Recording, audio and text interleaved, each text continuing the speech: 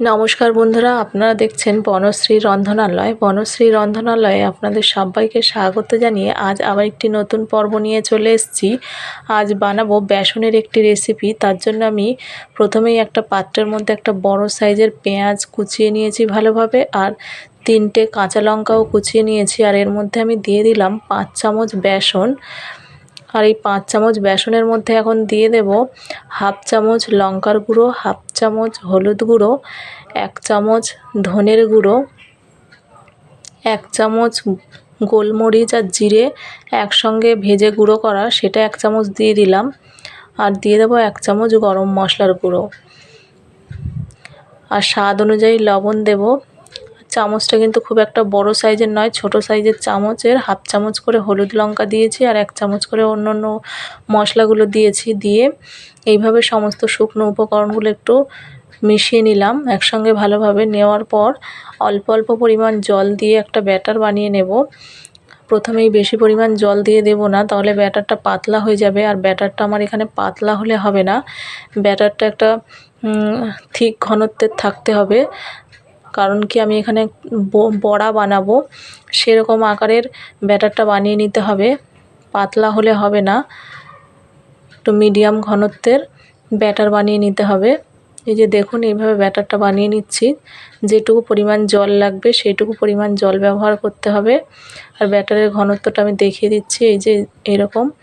আর এর মধ্যে এখন আমি সবার শেষে হাফ চামচ খাবার সোডা দিয়ে দিলাম। খাবার সোডা দিলে এই বড়িটা ভালো হয়, আর খেতেও বেশ ভালো সুস্বাদু লাগে, ভিতরটা কাঁচা থাকে না, ফুলে ওঠে, বেশ ভালোই হয়। সেই জন্য হাফ চামচ খাবার সোডা ব্যবহার করলাম।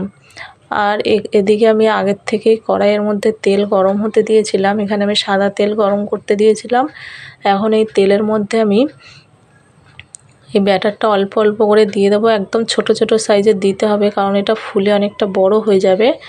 যতটা পারবেন ছোট ছোট করে দেওয়ার চেষ্টা করবেন। দেখুন কতটা বড় হয়ে যাচ্ছে ফুলে। একদম অল্প অল্প পরিমাণ দিলে সাইজটা বেশ ভালোই হয়, বেশি পড়ে গেলে বড় হয়ে যায় অনেকটা। তো এখন আমার একটা সাইড হয়ে গেছে, আর একটা সাইড উল্টে পাল্টে এরকমভাবে ভেজে নিতে হবে। আর দেখতেই পাচ্ছেন ফুলে কতটা বড় হয়ে গেছে। এটা খাবার সোডাটা দেওয়ার কারণে এরকম বড় বড় হয়ে গেছে, আর মুচমুচেও হয়েছে। তাই খাবার সোডাটা অবশ্যই ব্যবহার করবেন। আমার এখন যেটুকু পরিমাণ বাকি ছিল সেটুকু দিয়ে ভেজে নিচ্ছি।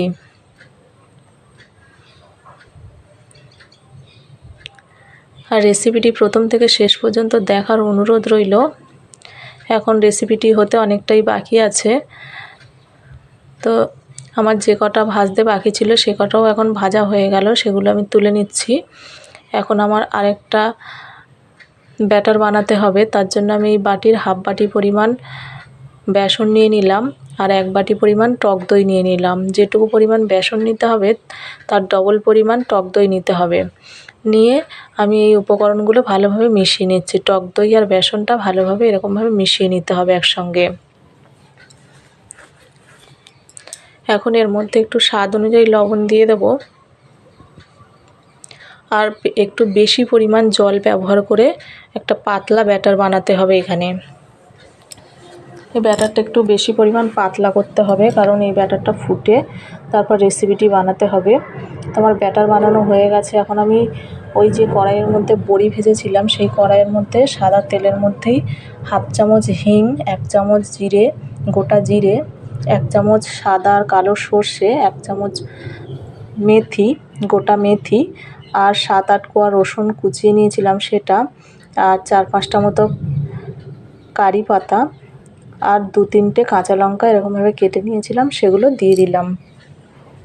আর দিয়ে দেবো 2টো শুকনো লঙ্কা গোটা, দিয়ে একটু নাড়াচাড়া করে নেব। এখন দিয়ে দিচ্ছি হাফ চামচ হলুদ গুঁড়ো। আমি জল দিয়ে একটু গুলে রেখেছিলাম, সেটা এর মধ্যে দিয়ে দিলাম। দিয়ে একটু নাড়াচাড়া করে দিচ্ছি। আর এইভাবে রেসিপিটি একবার বাড়িতে বানিয়ে খেয়ে দেখবেন, আশা করছি খুবই ভালো লাগবে। তো এখন আমি আগের থেকে যে দই আর বেসনের ব্যাটারটা বানিয়ে রেখেছিলাম সেটা দিয়ে দিলাম। আর দেখতেই পাচ্ছেন কতটা পাতলা বানিয়েছি। এরকম একটু পাতলা বানিয়ে নিতে হবে ব্যাটারটা।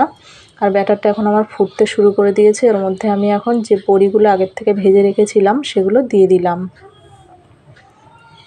দিয়ে কিছুক্ষণ ফোটাতে হবে এইভাবে, একটু গাঢ় আকারে করে নিতে হবে ফুটিয়ে, সেই জন্য কিছুক্ষণ ফুটতে দিতে হবে। তো আমি এটা ফুটতে থাকুক, এদিকে আরেকটা আমার মশলা বানাতে হবে। তার জন্য আমি একটা ফ্রাইং প্যানের মধ্যে 1 চামচ সর্ষের তেল, 2টো শুকনো লঙ্কা, হাফ চামচ গোটা জিরে দিয়ে একটু ফুটিয়ে নিয়ে গ্যাসটা অফ করে দিয়েছি। দিয়ে তেলটা হালকা ঠান্ডা করে নিয়েছি। নিয়ে এখন এর মধ্যে আমি 1 চামচ কাশ্মীরি লঙ্কার গুঁড়ো দিয়ে দিলাম।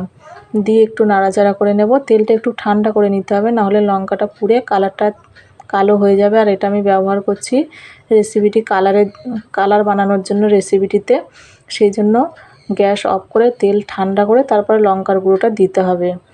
তো এখন আমার এই রেসিপি এদিকে ফুটে গেছে ভালোভাবে। এর মধ্যে আমি ওই মশলাটা ঢেলে দিলাম।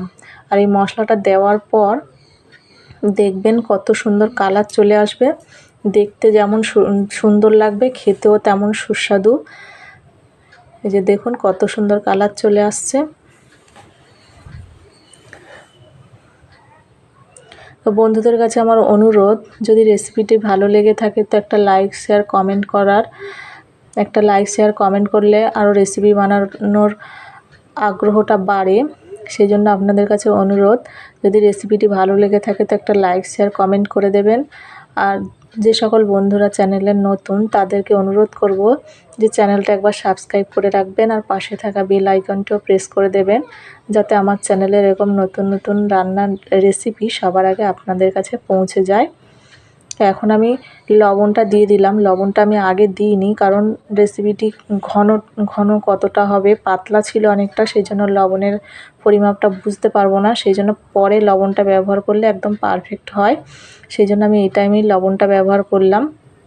লবণ দেওয়ার পর একটু নাড়াচাড়া করে দিচ্ছি। এভাবে নাড়াচাড়া করে দিলেই রেডি হয়ে যাবে বেসনের এই রেসিপিটি। এটা বেসনের কারি বেসন বলা হয় রেসিপিটির নাম। তো এখন কিছুক্ষণের জন্য ঢেকে রেখে দেব। আর যে সমস্ত বন্ধুরা রেসিপিটি প্রথম থেকে শেষ পর্যন্ত দেখলেন তাদের অনেক অনেক ধন্যবাদ। এইভাবে দেখতে থাকবেন আর পাশে থাকবেন। সবাইকে অনেক অনেক